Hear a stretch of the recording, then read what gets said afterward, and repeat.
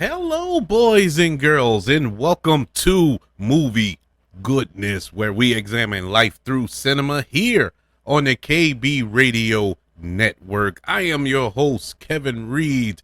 I hope everybody is doing just swell out there in podcast listening land. Today is a very special episode because today we're going to talk about one bad mother. Shut your mouth. Well, I'm talking about Shaft. I can dig it. Yeah, we're going to talk about Shaft today.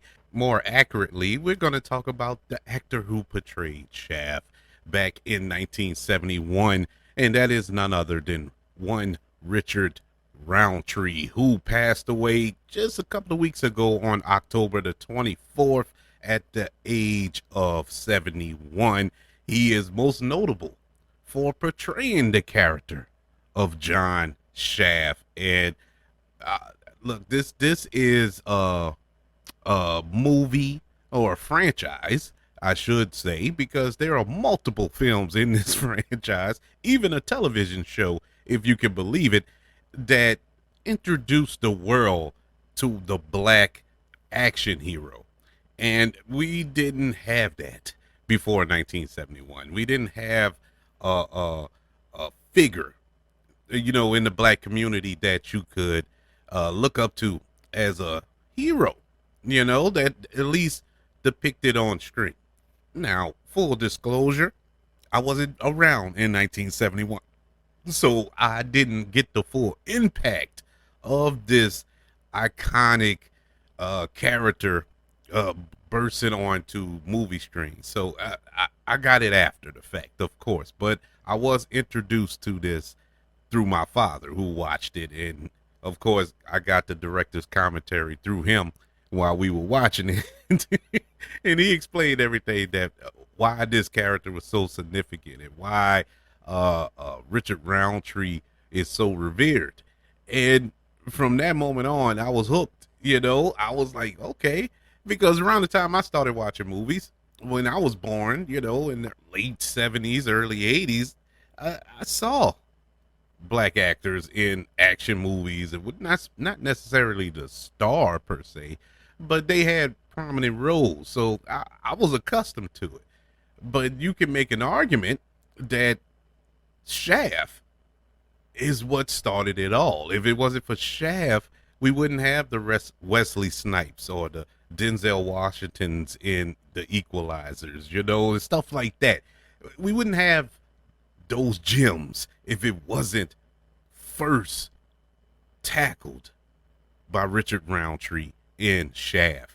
And so we're going to run down a few things today before we get to our review, which is, of course, Shaft from 1971, directed by Gordon Parks. And, I wanted to not only touch in on Richard Roundtree's career and his life, but I also wanted to talk about black exploitation films, which this movie was a huge part of that movement in the late 70s, or late 60s into the 70s, with all of those gems of films that came out in that era that impacted the black community, that brought black folks into the theaters and watch these movies, because we got to see us. Even I can make a bigger example. I use Wesley Snipes, with the Blades and the Passenger 57s and all that good stuff, and Denzel Washington's with the Equalizer, and all the films that he's been a part of. But one of the biggest impacts that you can probably use as an example of how black exploitation was for the black community in the late 60s into the 70s, and use that same comparisons now, would be Black Panther. The way Black Panther impacted the black community. And now having little boys and girls, black or white, because we're just past Halloween, and I've seen, little white kids dressed up as Black Panther, which is funny to me. But to experience a black superhero in a mainstream film, in a Marvel film like that. Big budget, a black filmmaker, or director, should I say, Chadwick Boseman starring in the role with an entire black cast, and with it being set in Africa, and you see these African people not in huts and like you see on screen, the actual royalty, and see that, and for it to impact the community the way it has since its release, it's been a beautiful thing. And what makes it such an impact is for decades all we've been seeing are white superheroes. Why we don't have our own superhero, even though we do. If you read comics, we have our heroes, but nothing to the level of what Marvel was putting out or DC was putting out on the big screen. So we finally got to see that, because for years we've seen whites, you know, we're all through these years. And look, that's fine because that's the characters. I'm not, poo pooing on it, but it's just that's all we saw. And for somebody like me, who I couldn't dress up as Superman for Halloween, I couldn't dress up as uh I guess I could did Spider-Man because I'm behind the mask, and but you know what I'm saying. And so we didn't have a representation on screen, and we got that with Black Panther, and it just changed the world. I felt like just look at the impact of when Chadwick Boseman passed away. Everybody was hurt. Everybody, black, white, it didn't matter. Everybody was hurt because of that portrayal of that character. And I would argue that Shaft has that same impact, because for a century, all we saw were white heroes on screen. Black people were relegated to roles as the slave or the helpmate, or the villains. It got old, because you look at the black community, we're not there. Those days are gone. So we need somebody that can represent us, and show us in our proper roles. And Shaft really blew the doors off for that. But in the era of the black exploitation films, we got to witness films that normally those were roles for white people. These are roles you normally see white folks in. The action heroes, or the martial arts films, these comedies, and because we had all sorts. We had all sorts in black exploitation. It was several subtypes. They had the crime films that was with Foxy Brown, with Pam Grier. You had the martial arts film, Three the Hard Way. You had a western, Boss Nigger. Yeah, that was the name of the movie. You had your horror films with Blackula, prison films. You had Penitentiary. You had your comedies, Uptown Saturday Night, with Sidney Poitier and Bill Cosby, as well as coming of age films, with Cooley High, and Cornbread Earl and Me and stuff like that. You even had a musical in there. You had a couple of musicals with Sparkle and The Wiz and all that good stuff. So you have all these subgenres that spawned from black exploitation films, and changed the way we looked at film, and it paved the way for so many black filmmakers in my generation. The Spike Lees, the Mario Van Peebles, the John Singletons of the world, all the Hughes brothers, even Quentin Tarantino. Because if you look at a Quentin Tarantino film, it looks black. It feels like a black exploitation film. It really does. He has that vibe of a black exploitation film. And after that era, you see a lot of filmmakers a lot of films to come out that kind of pays homage to this era of film because it was such a cultural impact. You know, in the mid 80s, you had so many films that really were throwbacks or I would say kind of picking fun at it in a way, but at the same time, it was more of an homage. It wasn't making fun of it to say it was silly, but it was to pay homage. And even up to this year, we had a film that pays homage to black exploitation films. But you could go back to The Last Dragon. You know, it came out in '85. That was basically a black exploitation film. Uh, I'm gonna get you, sucker, from Keenan Ivory Wayans, black exploitation film. Action Jackson, original gangsters, Jackie Brown. Speaking of Quentin Tarantino, Undercover Brother.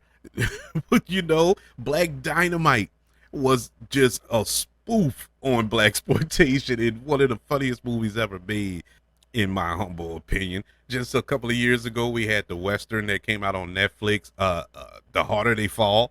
I enjoyed that movie to the highest degree. And just this year, you had They Clone Tyrone, which you can make an argument had elements of black exploitation in it. And so it's a genre that has an impact that has lasted for decades. And I think it's probably one of the greatest times of cinema that Hollywood has probably ever had, you know, because of the impact and the lasting impact of it. Not only affecting the black community, but all community, all the film community as a whole.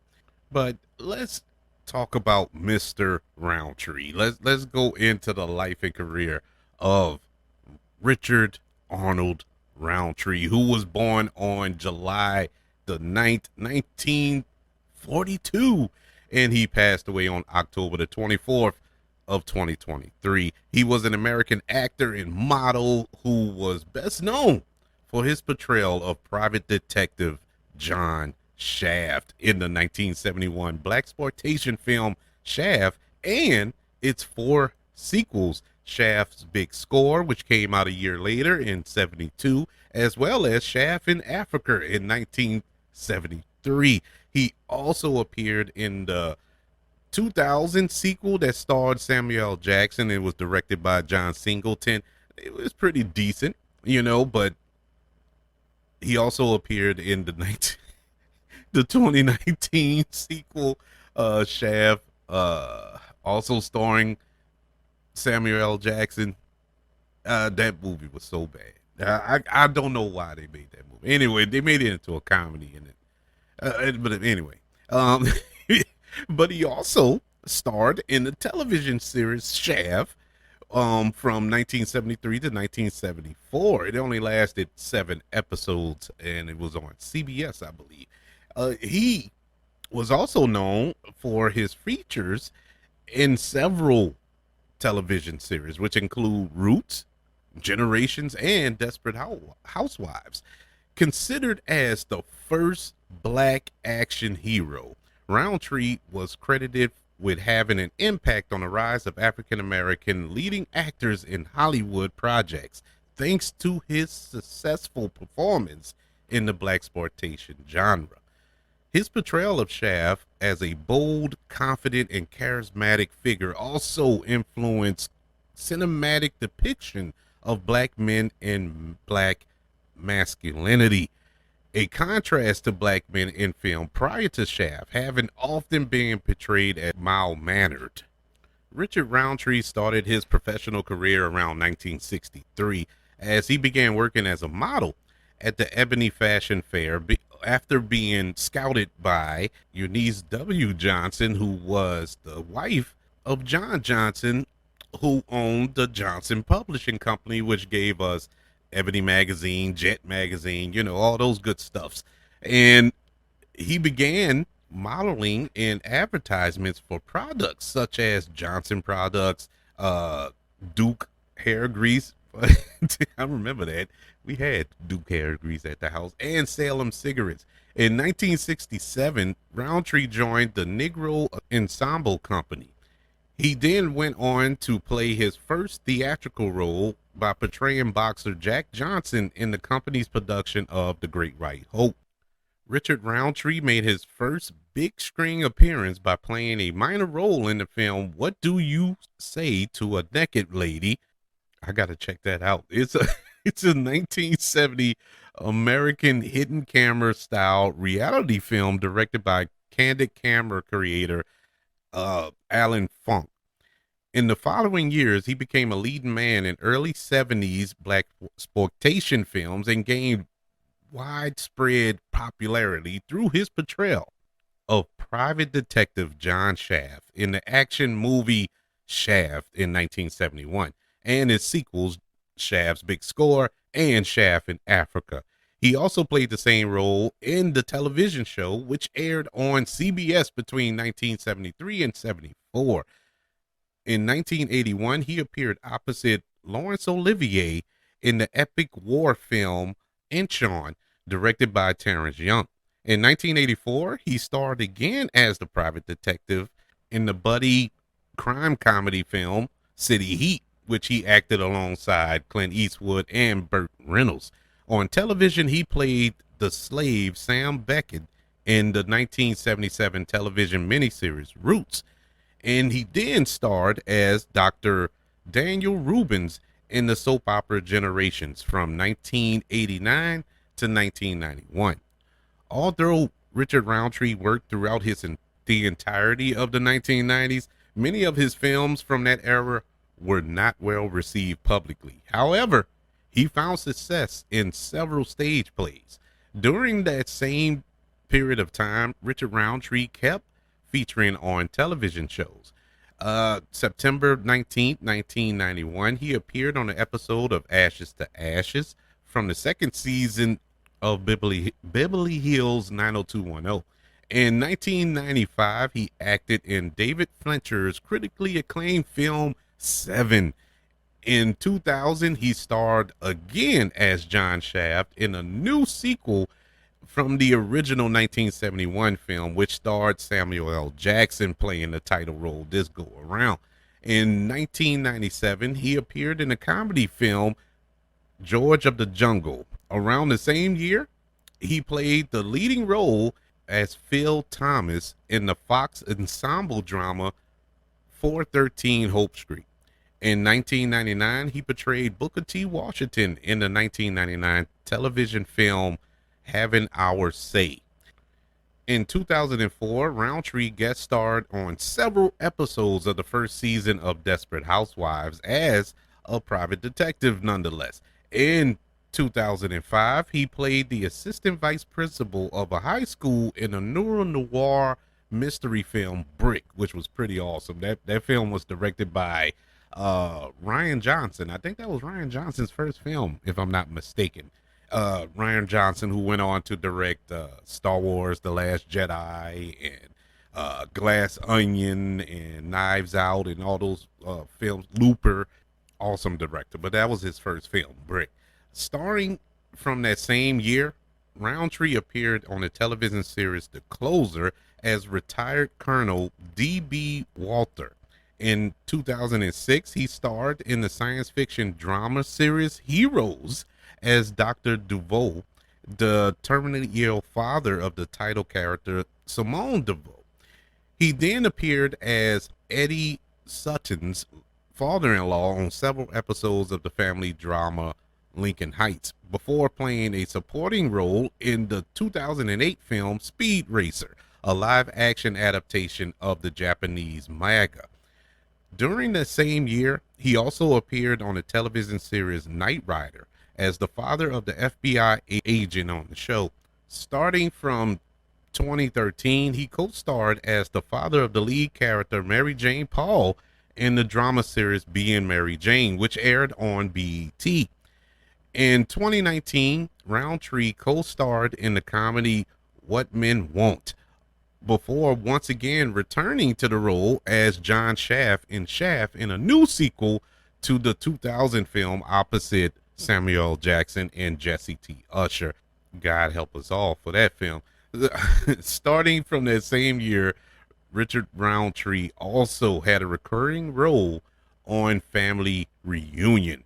Roundtree was married and divorced twice and had 5 children. He married Mary Jane Grant in 1963. The couple had 2 children before divorcing in 1973. He dated actress and television personality Kathy Lee Crosby shortly thereafter.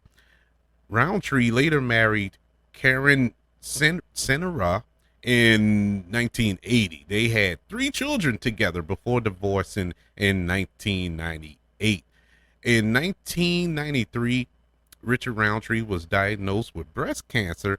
Yes, ladies and gentlemen, men do get breast cancer, by the way. He underwent a double mastectomy and chemotherapy, and he beat breast cancer. Unfortunately, Richard Roundtree died from pancreatic cancer at his home in Los Angeles on October the 24th, 2023, at the age of 81. Yeah, pancreatic cancer. That is close, near, and dear to my heart. That is the same form of cancer that my father stumbled to. So, uh, yeah, that is not, it's not good. It's not good. But he lived a full life. The man never stopped working. He still have projects yet to come out. He, he has a couple of I don't know if it's a television show or a movie or something, but it's in post production. He has a couple of them that are yet to come out. Smaller films, but films nonetheless. The man worked. He never stopped working. I don't think there's a year in his filmography where it's blank. He always worked, and he always did a good job, man. He's one of those actors that was just solid. You know, he wasn't the Denzel, who elevates a movie to a different level type, but he was solid. He always gave a solid performance. Even in the Shaft sequels that I hate, he was good in it. That last one that came out that I often talk about as the worst movie I ever saw, he was still good. I still loved him in it. Actually, all the actors weren't bad. It was just a bad movie, but he was awesome in everything I seen him in throughout my life. No matter where he popped up in, it was awesome. But one of the things that was always funny, no matter where he popped up, you never said, "Oh man, there's Richard Roundtree." You always said, "There goes Shaft." He was defined as Shaft his whole life. And look, I can imagine that could be aggravating, but that also has to be a badge of honor, uh, a higher level of respect because you did such a good job with that role, even to the point where they were kind of remaking these movies with the 2000 film and with the recent one, the last one that came out. I don't even remember what year it was, but they wouldn't make those movies without him appearing in it. They never remade it. They just continued the story. And that's a sign of respect. And I look, he will be missed not only as Shaft, but in other roles that he has popped up in, man. He was a solid actor and such a cultural icon. The first black action hero, Richard Roundtree, in his portrayal of John Shaft. So let's dive into the 1971 film directed by Gordon Parks, Shaft. And before we go into the review, let's go through some of the major themes of Shaft and how it pioneered a movement, so to speak, in this, not so much genre, but in the film industry as a whole, starting with the portrayal of race in this film. Shaft played a critical part in the development of black advancement in Hollywood. In the creation of Shaft, there was a significant black presence with Gordon Parks as the director, the editor, Hugh Robertson, and the composer, the great Isaac Hayes, played critical roles in the film, and they were all black. And On the other hand, white men controlled the other important aspect of the Shaft production. The two writers on the film were white, Ernest Tidyman and John Black. The producer, Joel Freeman, and the two executive producers were all white on the other hand. And so all of the behind the scenes, well, I ain't gonna say behind the scenes because the director, the editor, and the composer are behind the scenes, but as far as the money part, I guess you could say the producers and the writers, they were white, all white, and they heavily influenced the making of Shaft. Now, Gordon Parks' decision to cast Richard Roundtree rather than a white actor, which the part was written for, uh, instead altered the presence of race in the film. Critics, however, believed the plot was not altered enough to accommodate the change in the racial dynamics, and we're going to break that down when we review it. But one example is one critic, Mark Reed, no relation, he stated, or he argues, that Shaft was a product of a white studio imagination and merely a black skinned replica of the white action hero commonly found in the detective genre. One way that Shaft's blackness was showcased was through his attire, or his clothes, should I say. Shaft was stylistically racialized. He wore clothes that I guess basically you can associate with being black, that showcased his blackness. You know what I'm saying? Frequently wearing that leather coat and the turtleneck throughout the film. It just had that swag. Although his smooth, classy look invoked a greater interest with viewers, it was no way representing fashion typical of the black community in that era. Further, Shaft relies upon a group of militant black nationalists to help him complete his mission to save the daughter of a gangster in the film. It includes with a group so strongly identified as the Black Panther movement, was clearly an effort to appeal to the black audience members of that time. However, the film presented the black nationalists as a group that failed to further the black cause, raised no awareness to the black struggle, and displayed them simply as a hired team of assailants to assist Shaft in his mission. The filming of Shaft, partly in the neighborhood of Harlem, also allowed the black viewers to have a deeper connection to this film. The writers portrayed Shaft as a man who clearly had a good relationship with the neighborhood. Although Shaft was a depiction of blackness by right creators, the movie touched on several themes that reflected the ideas of the Black Power movement, believe it or not.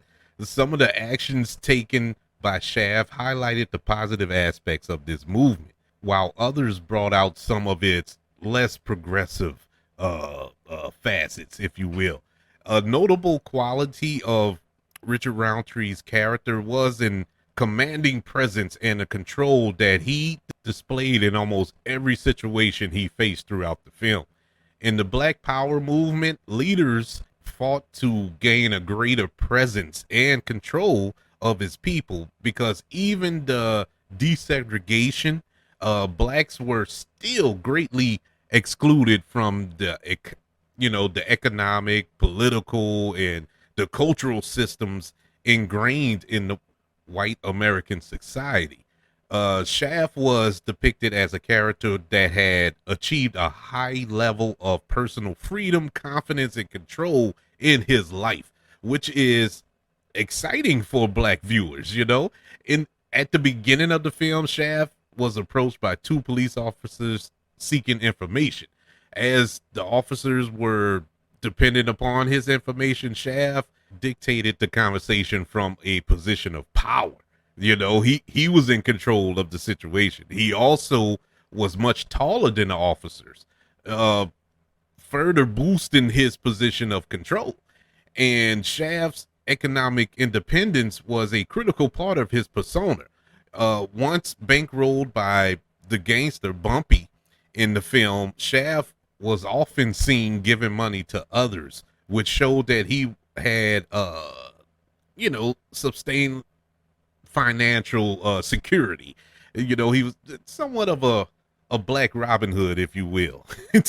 He also had a beautiful apartment located in the Greenwich Village, where rent was very expensive, and for what I understand, is still expensive in that part of New York.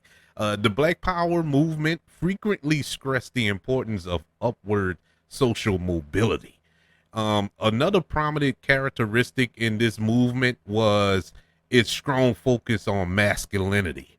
This emphasized on the male effort to improve black life was accompanied by sexist beliefs by many lead activists. Uh, their sexist views were felt to be a reaction to the hierarchy of power structure already in society, you know.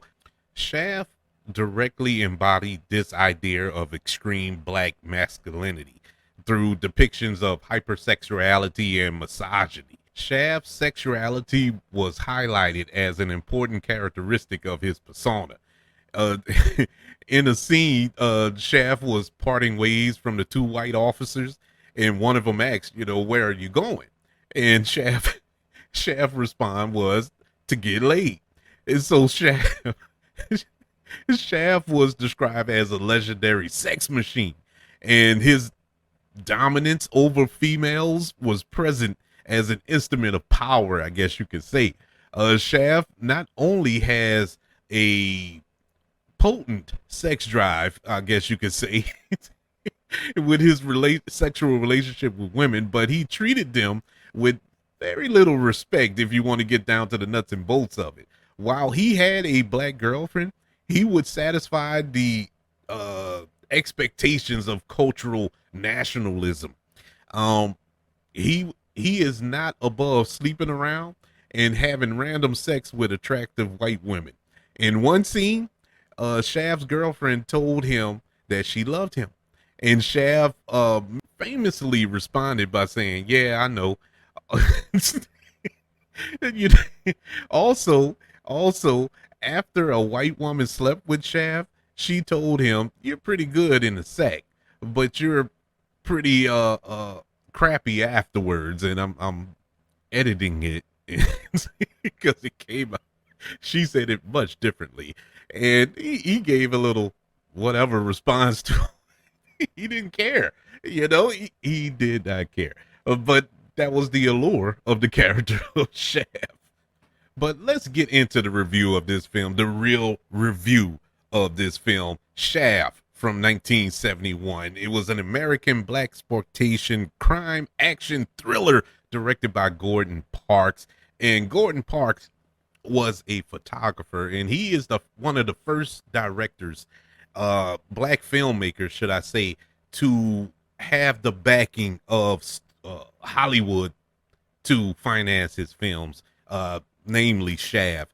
And this is an adaptation of the Tinsman, of Ernest Tinsman's novel of the same name, and the first entry in the Shaft film franchise. The plot revolves around a private detective named John Shaft, who is hired by a Harlem mobster to rescue his daughter from the Italian mobsters who kidnapped her. The film stars Richard Roundtree as Shaft, along with Moses Gunn, Christopher St. John, and Lawrence Pressman.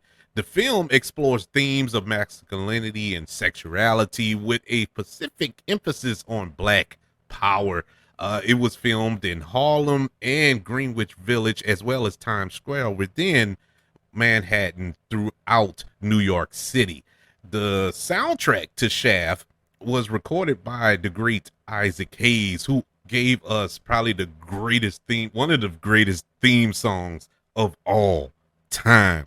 And my thoughts on Shaft is like this. I rewatched it for this show, and you know, it was like watching it for the first time, because the last time I seen the original Shaft film, I probably was in the 80s somewhere. It was a long time ago, and I viewed it a whole lot differently now than I did back then. But I went into it with the thought of a blaxploitation film. I didn't look at it as a typical action detective story. You know, I looked at it for what it was, the genre that it has been placed in and known for, and that's black exploitation films. And when you look at it through those gauges or those eyes, and you see it differently and you accept it for what it is, this isn't a great film. This isn't a great film, but it has great elements in it. This is a significant film for its cultural impact, for its historical impacts that it laid out for Hollywood, for future black actors and black action stars that we know and love today that I mentioned before. And so for that reason, it is a very important film. But is it one of the greatest films of all time? No. No. There are elements of this film that you really will sit back today and scratch your head. Actually, you can pretty much book it that they can never make this film in 2023. They would, a lot of those films from that era you can't make in 2023 due to the change in culture. You know, it's just some of the things uh that happened in this movie or was said in this movie or how people are treated in this movie you can't do now. It's, you know, it was a different time, and it's not that it was quote unquote wrong. You know, in 1971 this was the norm. You know, the way Shaft was uh treated women, should I say, in this movie, it was pretty messed up how he treated women back then. But you know, back then, yeah, it was looked at as being cool. You was a pimp, you were a player. You know, that was cool. And in some instances, it's still cool in certain circles. But you know, I guess I'm looking at it through father of two daughters' eyes now. And it doesn't work for me. That doesn't compute. But you know, he was cool. He was a cool character, and Richard Roundtree in this film was the personification of cool. I loved his portrayal. You know, on rewatch, I loved his performance as John Shaft. In comparisons to Samuel L. Jackson from the 2000 film, uh, I didn't hate his performance, but it wasn't John Shaft. It was Samuel L. Jackson. That's how I looked at it, and it wasn't. I guess I could say Samuel L. Jackson was just being Samuel L. Jackson, whereas Richard Roundtree was being Shaft. If that makes any sense, you know, he was acting, and not to say that Samuel L. Jackson wasn't acting. It just he was the same Samuel L. that we've seen in every movie that he's been in, you know, and that's cool because I love Samuel L. Jackson, and I don't hate that film. It was actually a good film. Uh, it just didn't hold a candle to the to the original as far as the performance of the two lead stars, Richard Roundtree or Samuel L. Jackson. I love the performance. I love the swag that Richard Roundtree brought to this character. But the best actor in this movie wasn't Richard Roundtree, in my opinion. It was actually Moses Gunn, who played Bumpy, the gangster. I loved his performance in this movie. And I don't remember it being that good, but I really embraced it this go around when I watched it the other day. I was like, man, this dude is acting. This dude is giving a performance that this movie, that you can make an argument, doesn't deserve. He is giving a powerful performance as this gangster. And the interaction between him and Shaft, it was fun. It was fun to watch those two bounce off of each other in the scenes that they had together. As far as the story was all right. It was interesting, you know.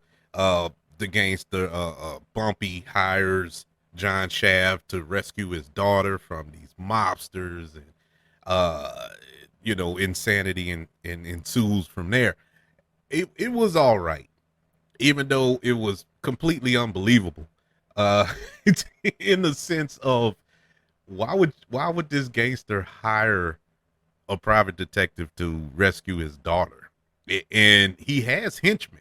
It isn't like it does. It's not like he didn't have backup to go in and rescue his daughter. Uh, that part of it, I was like, huh?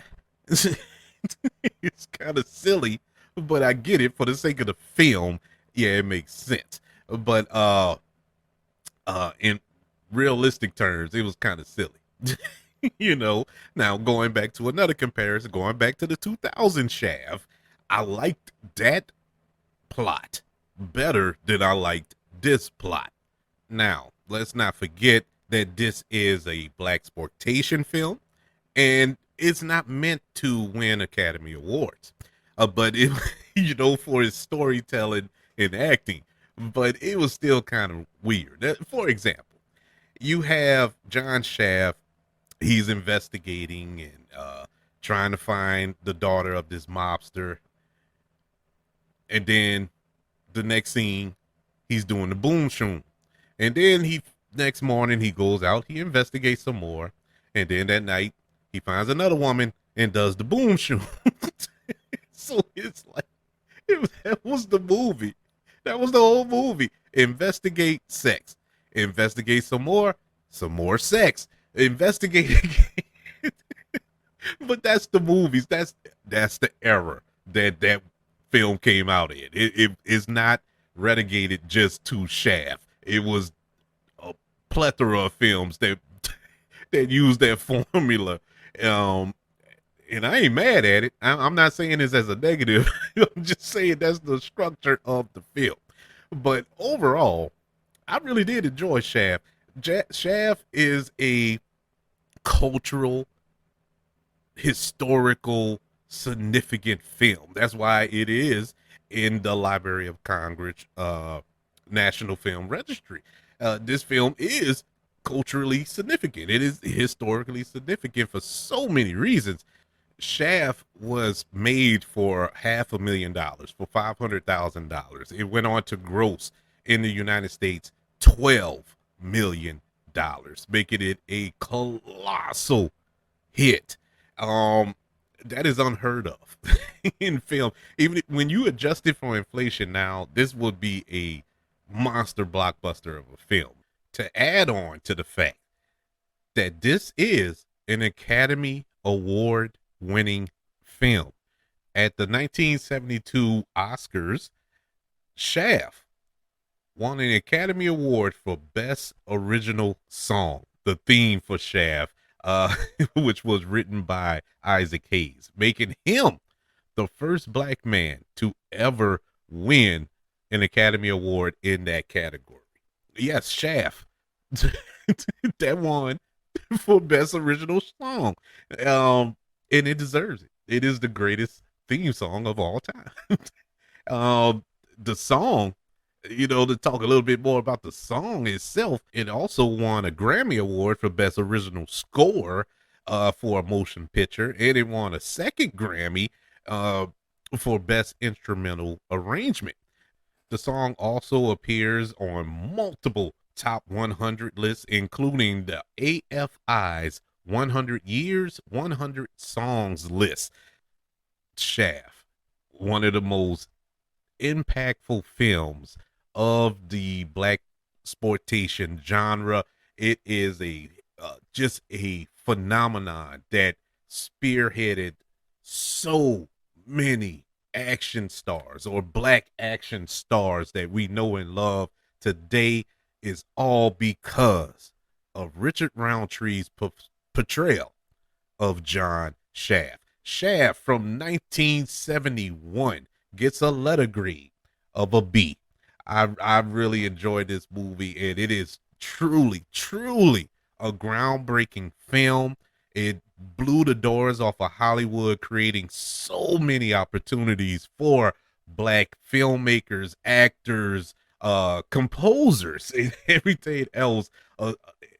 It just opened the doors for us, and I just think of all the films that we have received from 1971 to now because of this movie.